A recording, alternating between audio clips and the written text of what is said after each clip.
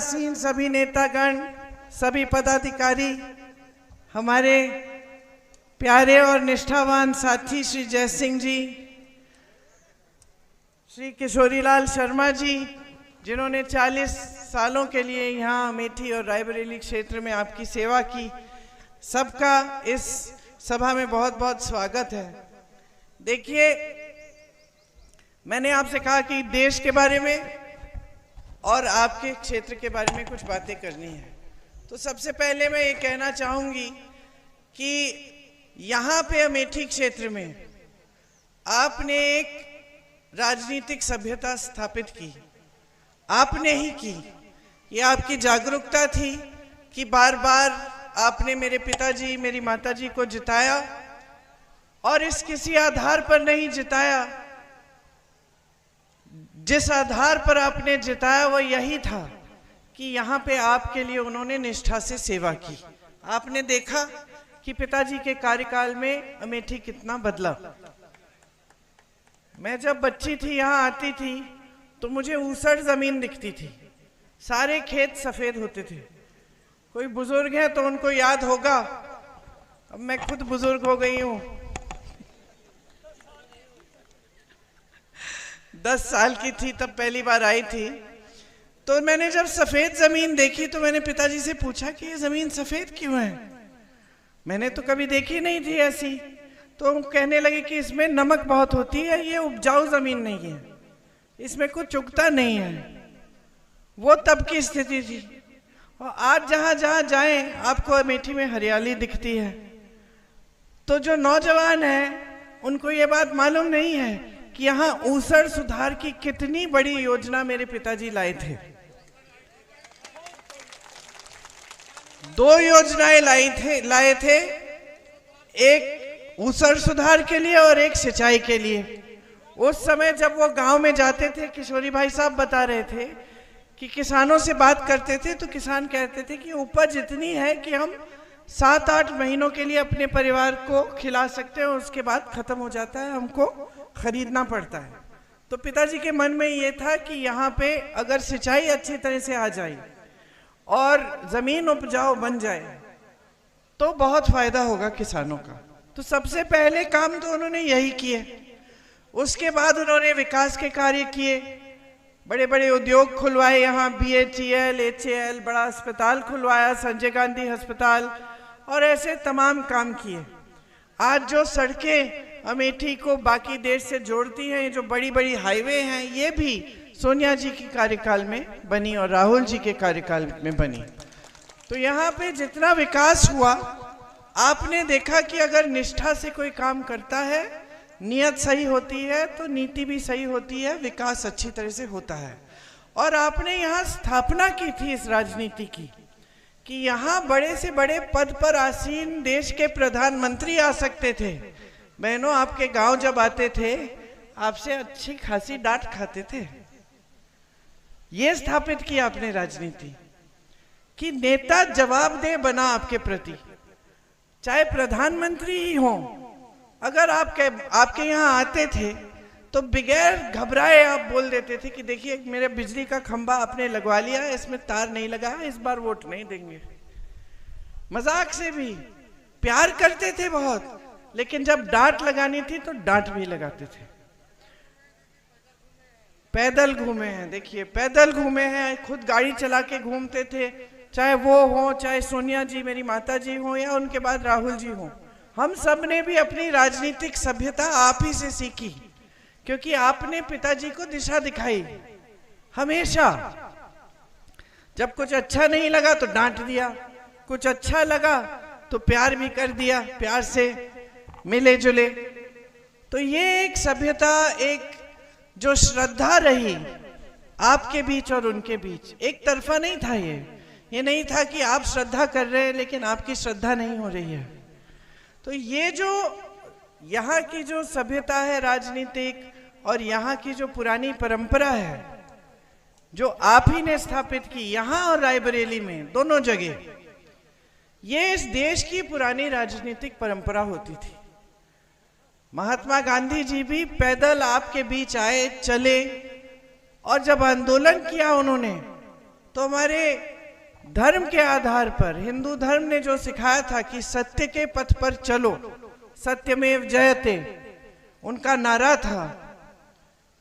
और आप ही ने देखा, जो बुजुर्ग हैं यहाँ, जो आपके पूर्वज हैं, वो सब जानते हैं कि किस तरह से इतने बड़े साम्राज्य को उन्होंने झुकाया सिर्फ सत्य और अहिंसा के बल पर।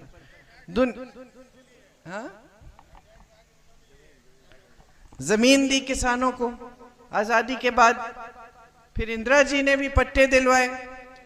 तो ये सब काम थे जो मिलजुल कर हुए जब जनता और नेता एक साथ काम करते थे। मतलब नेता का इतना घमंड अहंकार नहीं होता था कि जनता के प्रति कोई जवाबदेही नहीं है। तो ये आपने यहाँ स्थापित किया, यहीं से शुरुआत हुई। और बड़े बड़े आंदोलन जो देश में हुए 100 साल पहले तक के किसानों ने जो आंदोलन किए, वो भी यहीं से शुरू हुए। किसान यहीं शहीद हुए इस देश की आज़ादी के लिए। तो आप सबसे पहले तो समझ लीजिए कि आपका जो क्षेत्र है देश के लिए, देश के लोकतंत्र के लिए कितना महत्वपूर्ण है। लोकतंत्र जब स्थापित हुआ देश में, जब देश आजाद हुआ, तो उसका मतलब क्या था बहनों? लोकतंत्र का मतलब क्या होता है? लोकतंत्र में जैसे अगर आपके पास वोट का अधिकार है, आप गांव की महिलाएं हैं, आपके पास उतना ही अधिकार होगा जितना प्रधानमंत्री जी के पास होगा। आपके पास भी वोट है, उनके पास भी वोट है। लोकतंत्र ने आपको ये शक्ति दी है कि कोई बड़ा छोटा नहीं है, कोई अमीर गरीब नहीं है। लोकतंत्र के लिए आपको भी एक वोट, इनको भी एक वोट, हमको भी एक वोट दिया गया है। और इस वोट से आप अपना भविष्य बदल सकते हैं, अपने अधिकारों को मजबूत कर सकते हैं। आप एक नई सरकार चुन सकते हैं कि भाई आपके लिए काम क्या करेगी, वो समझ के अपनी जागरूकता से। तो यहाँ की परंपरा जागरूकता की रही है, लोकतंत्र को मजबूत रखने की रही है। अब पिछले 5-10 सालों में यहाँ एक नई राजनीति आई। उसमें सेवा का नाम नहीं था, श्रद्धा का नाम नहीं था। आपकी जो सांसद हैं वो यहाँ सिर्फ एक मकसद से आई। क्या था मकसद उनका? कौन बताएगा? राहुल जी को हराना। उनका एक ही मकसद था कि यहाँ आकर राहुल गांधी के खिलाफ चुनाव लड़ेंगी और राहुल गांधी को हराएंगी। यही मकसद था। इस मकसद के लिए उन्होंने तमाम झूठ फैलाए। हमने आपके लिए वो समूह की परियोजना शुरू की थी, महिलाओं के लिए, बहुत महिलाएं उसमें थी। उन्होंने कहा हम उसके जरिए आपसे जमीन लूट रहे हैं। सारा पूरे देश में फैला लिया कि हम जमीन लूटने के लिए ये परियोजना बनाई। तो अब जितनी भी महिलाओं को लाभ हो रहा था उन परियोजना के होने से, बंद हो गया। परियोजना ही आस्ते बंद करनी पड़ी, तमाम केस डाल दिए उन पे। उनका मकसद हमेशा से नकारात्मक रहा है, कोई सकारात्मक मकसद नहीं रहा। तो यहाँ इसलिए नहीं आए क्योंकि आपके प्रति श्रद्धा थी, या आपके साथ एक रिश्ता था, या फिर आपका विकास कराना था। वो तो यहाँ इसलिए ही आई अपने राजनीतिक मकसद को पूरा करने के लिए। बस मकसद पूरा हो गया, पिछले चुनाव में भैया हार गए, तो फिर विकास, काम, इस सब का नामो निशान नहीं। सिर्फ जब टीवी वाले आते हैं, मीडिया वाले आते हैं, तब आती हैं सामने और फिर भी झूठ फैलाती हैं। उसके बाद कोई दिखाई नहीं देता। तो आपके लिए कोई योजना नहीं लाई है। तो यही होता है जब गलत तरह की राजनीति आती है, जो सच्चाई पे आधारित नहीं होती है। हमने हमेशा ये कोशिश की है कि आपको सच बताएं। अगर आप बोलोगे कि यहाँ हाईवे बना दो और हमें लगता है कि ये नामुमकिन है, नहीं बन सकती, तो हम बता देते कि दीदी यहाँ हाईवे नहीं बनेगा, लेकिन एक सड़क बना देंगे, अच्छी सड़क बना देंगे, हाईवे नहीं बन सकता यहाँ। सच बता देते थे, जो कर सकते हैं, जो नहीं कर सकते हैं। और यहाँ एक और प्रतीक बना कि किस तरह से जब केंद्र में भी सरकार होती है और प्रदेश में भी सरकार होती है, तो किस तरह से विकास हो सकता है। उस जमाने में जब पिताजी प्रधानमंत्री थे, तब पूरा देश देखता था अमेठी की ओर, और देखते थे, कहते थे कि देखो कितना विकास हुआ है वहां। बल्कि तब आलोचना ये होती थी कि राजीव गांधी जी सारा विकास का जितनी भी निधि है अपने ही संसदीय क्षेत्र में डाल रहे हैं, ये आलोचना होती थी। लेकिन ये आलोचना कभी नहीं हुई कि यहाँ विकास नहीं हो रहा है। तो ये सब आपकी परंपरा रही है। आज देश में जो राजनीति है, कमाल की राजनीति है। आज का जो भाजपा का जो नेता है, चाहे वो प्रधानमंत्री हो, चाहे आपके यहाँ के सांसद हो, ये सब सोचते हैं कि जनता के प्रति कोई जवाबदेही नहीं है, क्योंकि इन्होंने धर्म के आधार पर आकर आपसे वोट ले लेना है। तो मैं किसी के घर गई यूपी में, जब मैं फिरोजाबाद में मैं काम कर रही थी, किसी के घर गई, एक महिला थी घर में, तो मैंने पूछा कि पानी आ रहा है? नहीं। अच्छा, सड़क बन गई तुम्हारी? नहीं बनी। बिजली आती है? नहीं, 2-2 घंटे आती है। रोजगार मिला किसी को? नहीं मिला। बच्चे पाठशाला जाते हैं, हाँ, कोई अध्यापक नहीं आता, हम लोग जो पढ़ा सकते हो पढ़ा लेते हैं। फिर मैंने पूछा, अच्छा वोट किसको देंगी? तो कहती है उसी विधायक को देंगे जिसको पिछली बार दिया है। और मैंने कहा उससे पहले? कहती उसी को दिया। तो मैंने कहा तो काम क्या किया इसने तुम्हारे लिए? कहती है कुछ नहीं किया दीदी। मैंने कहा फिर क्यों वोट दे रहे हो? हमारी जाति का है और हमने शपथ ली है धर्म के नाम पर, भगवान के नाम पर हम भाजपा को ही वोट देंगे। हंस रही हो? अच्छा है, हंस रही हो। नौजवानों समझ जाओ ये चीजें, मतलब अंधे होकर आप वोट दे रहे हैं। तो मैंने समझाया कि आप तो वोट दे रहे हैं इनको भगवान के नाम से, धर्म के नाम से, लेकिन इनकी जवाबदेही कहाँ है? कुछ काम नहीं कर रहे हैं। ये सोच रहे हैं कि 5 साल बाद आएंगे, फिर से वही बातें आपके घर आके दुरदुरिया कर लेंगे, आपको बोलेंगे भगवान के नाम वचन दो कि आप हमें वोट देंगे, आप वोट दे देंगी। काम करने की जरूरत ही नहीं है। तो आपने जब इस राजनीति को उभरने दिया तो जनता के प्रति जवाबदेही खत्म कर दी है। लगभग 10 सालों में प्रधानमंत्री जी तक के व्यक्ति जो इस देश का सबसे बड़ा पद संभाले हैं, वो भी इतना आदर नहीं करते हैं इस देश की जनता का कि अगर चुनाव में आए हैं प्रचार करने के लिए, वोट मांगने के लिए, तो कम से कम जनता को इतना बता दें कि 10 सालों में किया क्या है आपके लिए। इतना भी आदर नहीं है। आपसे फिजूल की बातें कर रहे हैं। आजकल मैं देखती हूं, मुझे यकीन नहीं होता कि ये देश के प्रधानमंत्री हैं। कभी कह रहे हैं कि सावधान रहो, अब और हंसोगी सावधान रहो, कांग्रेस पार्टी वाले एक्सरे की मशीन लाएंगे तुम्हारे घरों में और वो एक्सरे की मशीन तुम्हारे मंगलसूत्र, तुम्हारे गहने को खोज लेगी और कांग्रेस वाले उसको चुरा के किसी और को दे देंगे। ये बात कह रहे हैं। कोई कम नहीं, हमारे देश के प्रधानमंत्री कह रहे हैं। एक जगह तो गुजरात में उन्होंने कहा कि अगर तुम्हारी 2 गाड़ियां हैं, एक गाड़ी चोरी हो जाएगी, और अगर 2 घर हैं तो ये कांग्रेस वाले एक घर ले लेंगे, और अगर 2 भैंस हैं तो एक भैंस चोरी करके कांग्रेस वाले ले जाएंगे। ये बातें हमारे प्रधानमंत्री कर रहे हैं। अब हम लोग, तुमसे छोटी थी मैं, जब मेरे पिताजी ने मुझे भेजा यहाँ प्रचार करने के लिए, तो मैंने पिताजी से पूछा कि भाई क्या कहूँ मैं जनता को? तो उन्होंने किसी भैंस की बात नहीं की। उन्होंने कहा जनता को ये सुनाओ कि हमने क्या काम किए हैं और समझाओ कि अगर हमें वोट मिलेगा तो हम और भी काम करके दिखाएंगे। तो उस समय का प्रधानमंत्री, और सिर्फ राजीव जी नहीं, उनके बाद वाले भी, यहाँ तक कि मैं कहूंगी कि भाजपा के भी जो वाजपेयी जी थे, वो एक सभ्य इंसान थे।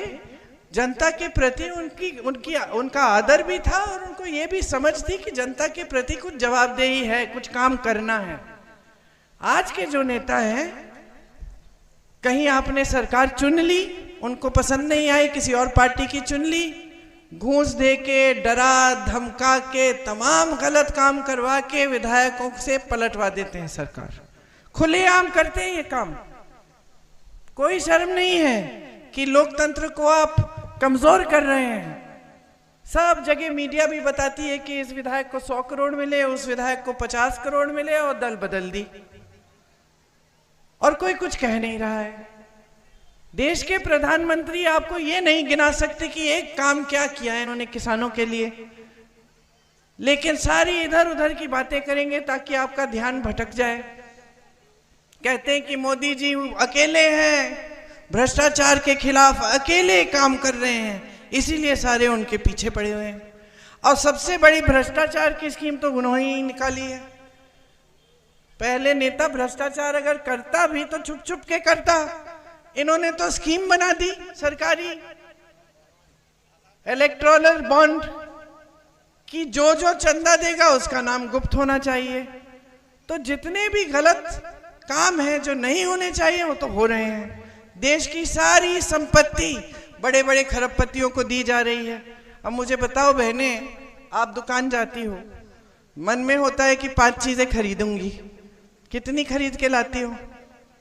2, कम से कम 3 चीज तो आप छोड़ देती हो। सोचती हो कि चलो इतनी जरूरी नहीं है, बाद में ले लेंगे, है ना? क्यों? क्योंकि पैसे पूरे नहीं हो रहे हैं। आप भी मजदूरी करती हो, खेती में किसान मजदूरी करता है, सुबह से शाम तक काम करता है। आज तो पिछले 6 सालों से ये भी समस्या है कि रात को जाके पहरेदारी करो अपने खेतों की। ये काफी नहीं था, ये काफी नहीं था कि आपका पसीना बहा रहे हैं ये लोग पूरे दिन। ये काफी नहीं था कि आपको धूप में काम करना पड़ रहा है। आपके हर खेती के सामान पे जीएसटी डाल दिया, हर सामान को महंगा कर दिया, पेट्रोल डीजल महंगा, सब कुछ महंगा। खेती से आप पहले से कमा नहीं रहे हो, ऊपर से आवारा पशु की समस्या, जिसको रोकने के लिए कुछ नहीं किया इन्होंने।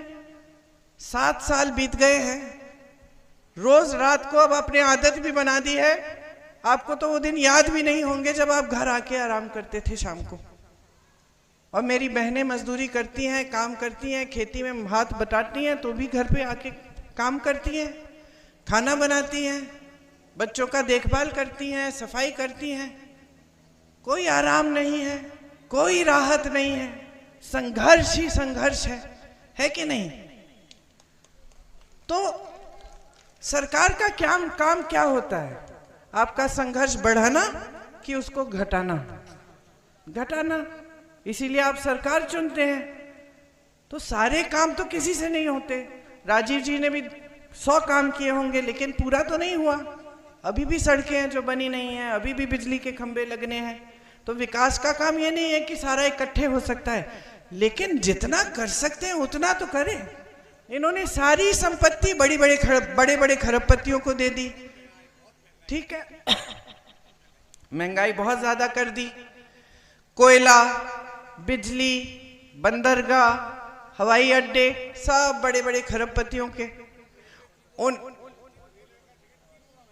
3 गुना में, अच्छा देखिए, रेल का टिकट 3 गुना महंगा है।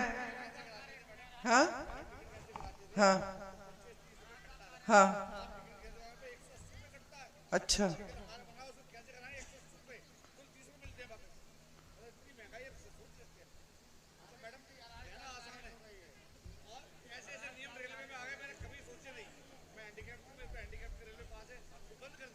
और फिर आपके लिए भी कोई सुविधा नहीं है, कोई सुविधा नहीं है।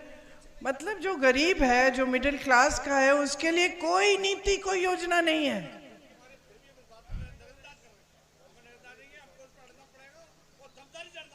आपको क्या करना पड़ेगा? एक बहुत सीधी सी बात है। आपको हर चुनाव में ना जनता को आवाज उठानी चाहिए कि ये चुनाव मेरे मुद्दों पे लड़ो, बस इतना ही है, सीधी सी बात है। मुझे नहीं सुनना भैंसों के बारे में, मंगलसूत्रों के बारे में, मुझे नहीं सुनना। चुनाव के समय मुझे इन चीजों से मत बहकाओ। मंदिर मस्जिद की बातें चुनाव के समय मत करो।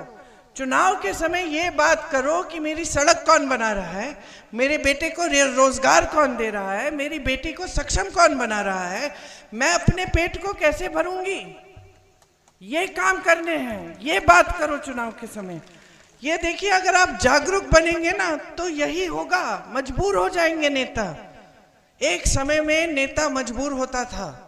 आपके सामने बड़ा सा बड़ा नेता आता था तो जानता था काम नहीं करेगा, वोट नहीं मिलेगा। आज एकदम प्रथा बदल गई है। आज वो सोच रहे हैं धर्म के नाम पर कुछ भी कर ले। सारे खरबपतियों को सारी संपत्ति दे दी, कर्ज माफ हो रहे हैं उनके। 16 लाख करोड़ रुपए कर्ज माफ हो गए उनके पास पहले से हजारों करोड़ हैं।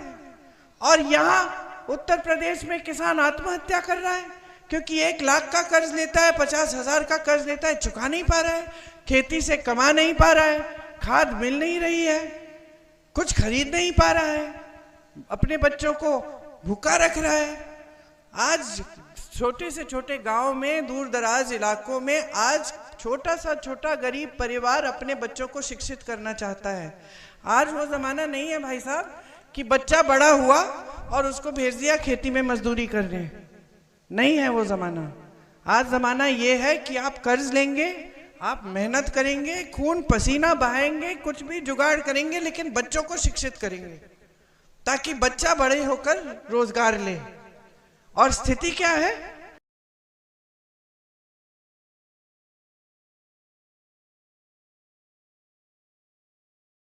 सत्तर करोड़ बेरोजगार जनता घूम रही है देश में। 30 लाख पद, जहां सेना में रोजगार मिलता था लोग दौड़ लगाते थे, बच्चे मैं देखती थी 3-4 बजे सुबह तक। मैं जब काम कर रही थी यहाँ 2-3 साल पहले, तो हर गांव में सब दौड़ लगाते थे, परिश्रम करते थे सेना में भर्ती करने के लिए। क्या हुआ? मोदी जी अग्निवीर की स्कीम ले आए कि 4 साल सेना में काम करो, घर जाओ वापस, बेरोजगार हो जाओ फिर से। शहीद हो गए देश के लिए तो शहीद का दर्जा ही नहीं मिलेगा, पेंशन ही नहीं मिलेगा शहीद का। पुरानी पेंशन मिलती थी अधिकारियों को, आज पूछिए वो भी सुरक्षा नहीं है।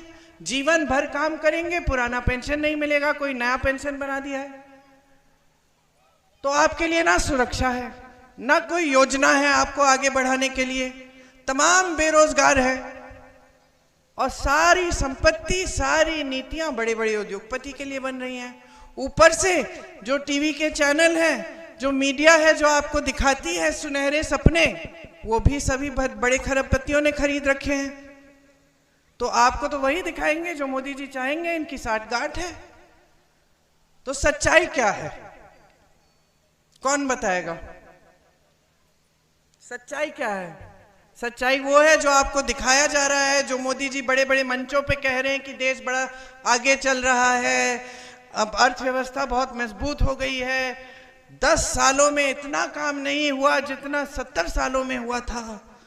मतलब उसका उल्टा, कि 10 सालों में इतना काम हुआ है कि 70 सालों में कांग्रेस ने कुछ नहीं किया, उससे ज्यादा काम हमने 10 सालों में कर लिया। ये बताया जाता है आपको। सही कह रहे हैं कि जो 70 सालों में जो जो खड़ा किया था वो तो सारा इन्होंने बेच दिया। अगर 70 सालों में कुछ बना नहीं होता तो बेचते क्या, देते कैसे अपने मित्रों को? सही बात है। और कई जगह जो काम हमने कम से कम आपके क्षेत्र में जो शुरू किए वो बंद भी करा दिए। यहाँ भैया फूड पार्क लाने वाले थे, उसकी शुरुआत भी हो गई थी, उसको बंद कर दिया। उससे किसानों का कितना लाभ होता। एम्स खुला रायबरेली में, उसको भी ठंडे बस्ते में डाल दिया। उसका बड़ा होना चाहिए था, उसका छोटा सा खोल के छोड़ दिया है। तो सच्चाई ये है, आपका संघर्ष है, सच्चाई आपका जीवन है, और कोई सच्चाई नहीं है इस देश में। सच्चाई इस देश का किसान है जो रोज खून पसीना अपना बहा रहा है, मेहनत कर रहा है, लेकिन उसकी कमाई नहीं हो रही है। सच्चाई मेरी बहनें हैं जो कुछ भी कर ले महंगाई का सामना नहीं कर पा रही हैं, रो रही हैं। सच्चाई इस देश का नौजवान है जिसको रोजगार नहीं मिल रहा है, शिक्षित है, बीटेक, बीएससी, एमएससी, एमए सब कुछ कर लिया है, भर्ती की परीक्षा देता है, पेपर लीक हो जाता है, पेपर लीक होता है, फिर से देता है, घोटाला हो जाता है। सब अंधेरा ही अंधेरा है आपके सामने।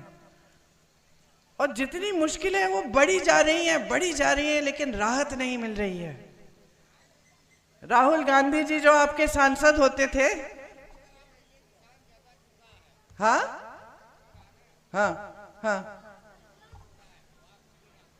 अरे मोदी जी जब किसानों के बीच में कभी गए ही नहीं हैं, जब से प्रधानमंत्री बने हैं, जब किसी एक गरीब के घर में घुसे ही तक नहीं हैं, मोदी जी को देखते हैं ऐसा साफ सुथरा कुर्ता तो मैंने जिंदगी में नहीं देखा। हर 10 मिनट बदलते होंगे या फिर कुछ करते नहीं हैं। मेरे पिताजी घर आते थे और दाग भरे रहते थे, धूल, सर पर धूल, मुंह पे धूल, घबराहट हो जाती थी देख के। इधर इधर तक उनके हाथ पे निशान होते थे, दाग होते थे, लोग यूं यूं पकड़ के उनसे मिलना चाहते थे, नाखून के निशान होते थे। और ये आपके प्रधानमंत्री, ऐसी चमक है चेहरे पे कि महिलाएं जी, अगर हमको भी पता चल जाए ना कि क्या लगा रहे तो हम सब भी लगाना शुरू करें, हम भी चमके उनकी तरह। खत्म कर लूं फिर बता लेना। तो मोदी जी तो अपनी दुनिया में रह रहे, कट गए हैं आपसे। वाराणसी के सांसद हैं, मैं चुनौती देती हूँ, एक कोई बता दे मुझे कि किसी के घर कभी गए वाराणसी में। वो कल भी रोड शो किया उन्होंने, बड़ी गाड़ी में यूं खड़े हो गए, इतने ऊंचे कि हाथ भी नहीं पहुंचता वहां। और हाथ तो वो तो छोड़िए, जनता उधर है, इतने सुरक्षाकर्मी इधर, इतने उधर, और बीच में चल रहे खड़े हैं ऐसे, यूं यूं हाथ हिला रहे। उनको क्या मालूम कि आपके दुख क्या है? वो तो कट चुके हैं पहले ही आपसे, सिर्फ सेठों के साथ दिखते हैं। कभी कष्ट नहीं किया है आपकी समस्याओं को सुनने का। वहां आपके सांसद जिनको आपने हराया, मेरे भाई 4000 किलोमीटर पैदल चले हैं, कन्याकुमारी से कश्मीर तक चले हैं पैदल, रोज 4 महीनों के लिए चले। क्यों? आप सबसे मिलने के लिए, ये सुनने के लिए कि देशवासियों की क्या समस्याएं हैं, क्या दुख हैं, किस तरह से हमारी पार्टी इनको दूर कर सकती है। तो ये फर्क है नेताओं में, और ये विचारधारा की फर्क है, और ये एक राजनीतिक सभ्यता की फर्क है, और आपको ये समझना बहुत ही जरूरी है। आज कांग्रेस पार्टी आपके लिए कुछ गारंटी लाई है, मैं अभी बताऊंगी कि क्या है ये गारंटी। और आप फिर सोच सकते हैं कि ठीक है, अब ये भी हमको सुना रही हैं, चुनाव के समय चली जाएंगी, क्या पता करेंगे कि नहीं, है ना? तो कैसे, प्रमाण क्या है? हमारी प्रदेश सरकारों ने ये काम किए हैं। जैसे हम कह रहे हैं, हमारी केंद्र में इस चुनाव में सरकार आएगी तो हम 25 लाख का स्वास्थ्य बीमा सब गरीब परिवारों को देंगे। ये काम हमने राजस्थान में किया, राजस्थान में ये लागू हुई ये स्कीम। 25 लाख तक जितना भी आपका इलाज है वो मुफ्त में होगा। मैं राजस्थान में जब गई थी तो ऐसे ऐसे लोगों से मिली जिनका हार्ट का ऑपरेशन मुफ्त में हुआ, कुछ देना नहीं पड़ा, सिर्फ जो पहचान पत्र बनाने के लिए पैसे होते हैं वही दिए, और बाकी उनको बीमा मिल गया, उनका पूरा इलाज हुआ। तो हम ये 25 लाख का बीमा सबके लिए लाना चाहते हैं देश में, ताकि आप बीमार पड़े तो आपके लिए सुविधा हो। बहनों के लिए हमने तय किया है कि 1 लाख रुपए सालाना हर गरीब परिवार की सबसे बड़ी महिला के खाते में डालेंगे। हर महीने 8,500 रुपए आपके खाते में आएंगे, क्योंकि हम ये पहचान रहे हैं कि आप पर बोझ कितना है। आज तक आप खेती में काम करती हो, मगर मजदूरी कर ली तो आपको दिहाड़ी मिल जाएगी। घर की मजदूरी के लिए क्या मिलता है? कुछ नहीं मिलता ना, मुफ्त में ही करते हैं हम। स्कूल के जो मिड डे मील वाली महिलाएं, आपके लिए भी योजना है। तो हमने सबसे पहले तो यह तय किया है कि जो गृहस्थ महिलाएं हैं, सबसे बड़ी हैं परिवार में, उनके खातों में हम 8,500 रुपए डालेंगे। और जो मिड डे मील वाली महिला हैं और जो आंगनवाड़ी और आशा बहुएं हैं, आज तक आपका मानदेय नहीं बढ़ाया। आपको कितना मिल रहा है? 2,000। आपको तो 2,000 मिल रहा है, बहुत महिलाओं को मिलता भी नहीं है, पूरा नहीं मिल रहा है, बीच से कोई ले भी रहा है। आप आशा बहुएं, आप एक महिला को 9 महीनों के लिए आप देखभाल करते हो, और जब उसकी डिलीवरी होती है तभी आपको उसके मिलते हैं पैसे, है कि नहीं? और कभी कभी मैं जानती हूँ कि डॉक्टर पूरे नहीं देते हैं, सच बात है कि नहीं, है ना? तो आपके लिए हमने तय किया है कि केंद्र से जो राशि आती है आपके मानदेय के लिए, उसको हम दुगना कर देंगे, तो आपके मानदेय बढ़ जाएंगे। और महिलाओं के लिए 50% सारे सरकारी जो रोजगार है वो महिलाओं को मिलेंगे। तो जो पहले से आरक्षण है, मतलब ओबीसी एससी जो आरक्षण है वो रहेंगे, उनके अंदर अंदर ओबीसी महिला एससी महिला को 50% रोजगार देंगे। नौजवानों के लिए, आप स्नातक पास होंगे तो आपके लिए एक अप्रेंटिसशिप का प्रोग्राम लाएंगे, जिससे आपको बड़ी बड़ी सरकारी कंपनियों में अप्रेंटिसशिप मिलेगी और आपकी पहली नौकरी पक्की हो जाएगी, 1 लाख रुपए सालाना आप कमा लेंगे। ये आपका अधिकार बन जाएगा, कानूनी अधिकार बनेगा। आपके लिए 5,000 करोड़ का फंड निकालेंगे ताकि आप अपना कारोबार शुरू करना चाहें तो कर पाएंगे, उससे सुविधा मिलेगी। पेपर लीक के खिलाफ सख्त से सख्त कानून लाएंगे कि सख्त कार्रवाई होगी, कोई किसी ने घोटाला करने की कोशिश की तो। किसानों के लिए आपके सारे सामान जीएसटी से मुक्त कर देंगे। आपको न्यूनतम समर्थन मूल्य नहीं मिलता, न्यूनतम समर्थन मूल्य आपका कानूनी अधिकार बन जाएगा और आपके कर्ज माफ होंगे। कर्ज माफी के लिए एक स्थायी आयोग बनेगा जिससे जब जब आप संकट में हैं आप मदद मांग सकते हैं। ये सब काम हम आपके लिए करना चाहते हैं और इससे ज्यादा काम भी है हर वर्ग के लिए। हर जैसे कोई प्रोफेशनल्स है, मिडिल क्लास है, सबके लिए हमारे न्याय पत्र में हमने लिखा है हम न्याय देना चाहते हैं। इस देश की जनता के साथ मोदी जी की सरकार ने बहुत अन्याय किया है, आपको गरीबी की खाई में छोड़ दिया है और बड़े बड़े खरबपतियों को और अमीर बनाया है। उनकी के लिए सारी नीतियां बन गई हैं। तो ये बात आप गहराई से समझिए। आवारा पशु की बात की मैंने, आपको मालूम है छत्तीसगढ़ में हमारी सरकार थी, इसी तरह से आवारा पशु ने आतंक फैला रखा था। तो छत्तीसगढ़ के मुख्यमंत्री जी ने तय किया कि हमें इस समस्या को सुलझाना है, तो उन्होंने गौशालाओं को बहुत मजबूत कर दिया। तो गौशालाओं में सारी सुविधाएं दे दी। यहाँ की गौशाला देखिए आपने, ये धर्म की बात करते हैं, गौ माता की बात करते हैं और गौशाला में छप्पर तक नहीं लगाते, पानी नहीं है, चारा नहीं है, गैया ऐसे ही लेटी हुई है, धूप में मर जा रही है। मैंने देखे वो वीडियो, 2 साल पहले निकले थे सारे, 50 गाय ऐसे ही सूख के मर रही थी। कोई कुत्ते खा रहे थे उनके घाव, बुलडोजर से उनको दफनाया जा रहा था। वहां छत्तीसगढ़ में हमने अच्छी अच्छी गौशालाएं बनाई, उसमें महिलाओं को रोजगार दिया ताकि जो दूध मिल रहा था वो गांव तक पहुंच पाए। उसमें से खोया, बर्फी, दही कैसे बनाना है उसकी पैकेजिंग के लिए कि अच्छी तरह से पैकेजिंग हो तो अच्छी तरह से बेच पाएंगे। ऐसी महिलाओं से मिली जिनका 60-70 हजार रुपए की कमाई हो गई थी गौशाला से। और एक और बात की हमारी सरकार ने, सुन लो कितनी अच्छी बात है, कि उन्होंने कहा कि हम गोबर खरीदेंगे।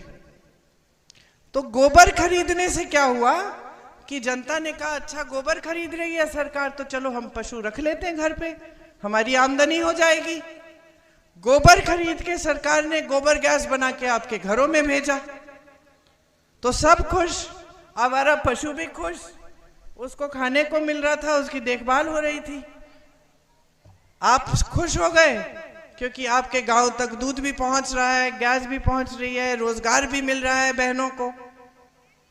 आज कर्नाटका में कांग्रेस की सरकार है, वहां सारी बहनें फ्री में बस में यात्रा करती हैं, ऐसे घूम रही हैं कि पहले कभी नहीं घूमी, तीर्थ यात्रा कर रही हैं, अपने मायके जा रही हैं, रिश्तेदारों से मिलने जा रही हैं, हमने फ्री कर दिया सारा। आज कर्नाटका तेलंगाना में जिस तरह से हम स्कीम पूरे देश में लाना चाहते हैं कि आपके खातों में 8,500 रुपए डालेंगे, वहां अभी पहले से ही 2,000 रुपए जा रहे हैं हर बड़ी महिला के घर। तो प्रमाण है कि हमने काम करके दिखाया है। आप यहां तो जानते ही हैं।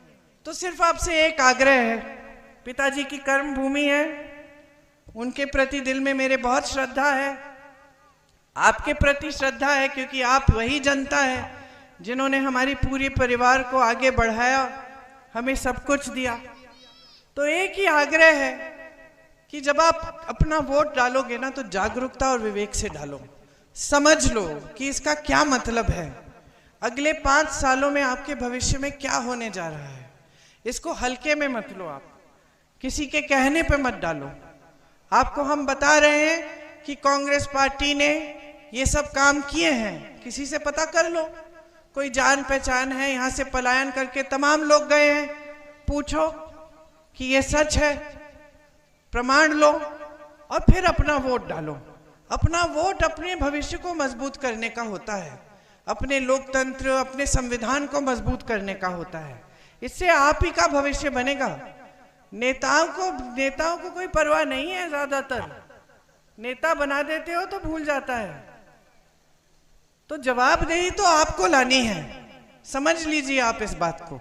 अब यहाँ किशोरीलाल शर्मा जी आपके प्रत्याशी हैं, आइए आगे। इनको 40 सालों से इन्होंने सेवा ही की है अमेठी की। गांव गांव को जानते हैं। आप किसी भी सड़क पे ले जाओ, बता देंगे कि कब बनी, किसने बनाई, कहाँ पे टूटी थी, किधर मरम्मत हुई और कहाँ पे अभी फिर भी ठीक करनी है। किसी की भी समस्या हो हम इनको पकड़ाते थे, आप दरख्वास्त देते थे, हम दरख्वास्त इनको देते थे, बोलते थे जाइए जांच करिए और यहाँ पे समस्या हल करिए। तो समस्या हल कैसे करनी है वो भी जानते हैं। आपके बीच घुल मिलते हैं, आपको अच्छी तरह से पहचानते हैं, तो आपकी समस्याओं को भी समझते हैं। और फिर इन्होंने हमारे जैसे राजनीति के बारे में हमारे पिताजी से सीखा। एक सभ्यता रही है हम सबकी कि हम आपकी श्रद्धा करते हैं और इनकी भी है। तो इनको भारी से भारी बहुमत से जिताइए।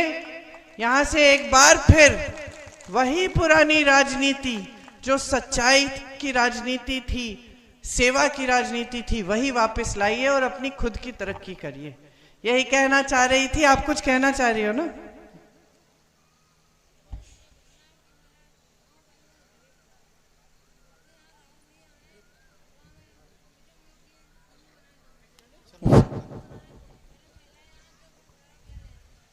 माइक है?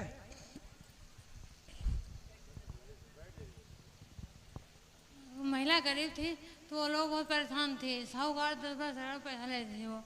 जी में फारिश पड़ी है, पहले ठीक थी मैं। फिर महिलाओं ने समूह बना लिया। मैंने बाद गांव में हम लोग में पैदा गए थे कोषाध्यक्ष, हमारे शेराली ग्राम संगठन। आप कोषाध्यक्ष थी? दीदी हमारे ग्राम अच्छा चलता था। जब बहन पैसा लेना होता था वो मेरे पास आते थे कि दीदी पैसा निकला, हम दे दे, सबको दे दे पैसा। देवा जाए काम करके वो लोग वापस करती हैं। वो जमा करते हैं, हम लोग को जमा करने से पैसा तो बहनों ने लिया, घर बनाया, पढ़ाया, अपना काम बढ़ाया अच्छे से। दीदी सब होते हुए काम अच्छा चला। सारी बहनों ने इतनी अच्छी मदद किया कि राहुल भैया को हम जिता के आगे बढ़ाएंगे। सब बहनों ने पूरे गाँव बहनों ने जिता आगे बढ़ाया। और वहाँ कोई नहीं वो था। परियोजना का कार्यक्रम जो था ना, वो आपको मालूम है कैसे शुरू हुआ? जी जी मालूम है पूरा। मैं हैदराबाद गई हूँ। अच्छा जी मैं गई हूँ, मैंने पूरे प्रदेश में काम यहाँ किया है। जौनपुर बहुत दूर गई मैं। तो उस समय सुविधा होती थी। हाँ मैं लेकिन क्योंकि इन्होंने इतना बड़ा आक्रमण किया इस पे, हाँ दीदी, और इन्होंने कहा कि हम जमीन चुरा रहे थे और पता नहीं क्या क्या मेरे ग्राम संगठन पैसा बंद कर दिया। तो इसको बंद करना पड़ा। बंद कर दिया, पैसा भी नहीं मिला। वो मैंने जानती थी। कोशिश करते हैं, देखते हैं, कोशिश करते हैं ऐसा कुछ दोबारा शुरू करने का। ऐसा अच्छा है, आगे बढ़े, साहूकार छुट्टी पाए, पा गई। ठीक है बहन, पूरी कोशिश करेंगे। ठीक है, धन्यवाद, धन्यवाद, जय हिंद।